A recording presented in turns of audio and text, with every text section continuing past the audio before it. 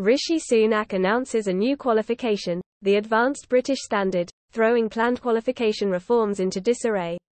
I question if this is the right way to improve vocational and technical education. Before I start, I am fully cognizant of a theme developing through my articles. In many respects, I would rather not be using the precious small amount of spare time I have on a weekend feeling inclined to put metaphorical pen to paper and comment on policy again. I certainly did not anticipate another article on the subject quite so soon after the last. Constant reformOne of my biggest issues with FE over 25 years of teaching, assessing, managing and leading teams, is the constant reform.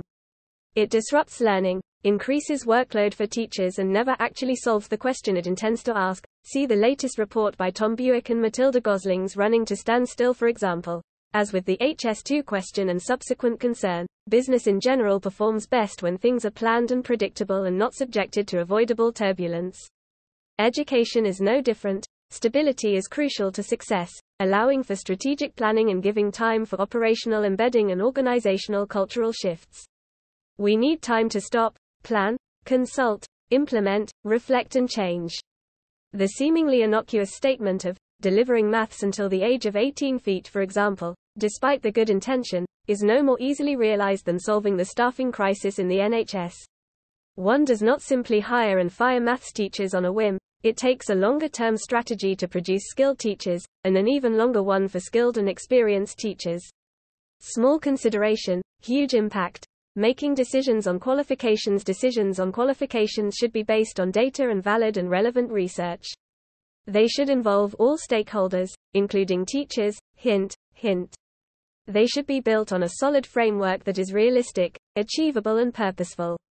They should certainly not be mired in fluffy language, subjective expectations, weak structures, or based on anecdotes. This benefits no one, increasing workload and diluting intended outcomes or worse, missing them entirely. As a wise person once said, the nicest thing about not planning is that failure always comes as a complete surprise. Once a decision is reached, it should be tested. Piloted. Does it work? Does it need tweaking? Is it an unmitigated disaster? Is it a delightful success? Simply launching something new without listening to experienced people is a recipe for failure and results in instances, such as the T-level, where course specifications were released far too late in the academic calendar for practitioners to design a coherent program. Much of the negative impact of the T-level could have been designed out, and criticism from organizations like Ofsted could have been mitigated. The conversation could have been very different. Conclusion: but all of this now seems moot. The announcement of a new qualification, should of course it ever happen, seems to wipe out the T-level reform before it has even been rolled out. It suggests that the next level of reform, the Alternative Academic Qualification, announced in January this year, is now also under threat before we've so much as seen a draft. With applied generals going, uncertainty over the T-level, the AAQ may be or may be not happening and no solid information on sub-level 3 reform, I would say we are firmly in the middle of that turbulence now. If the new qualification goes ahead, we need some of this thought, time and planning to happen before we rush in with ideological priorities. I remember starting in education and colleagues referring to this thing called the NVQ as the not very qualified qualification.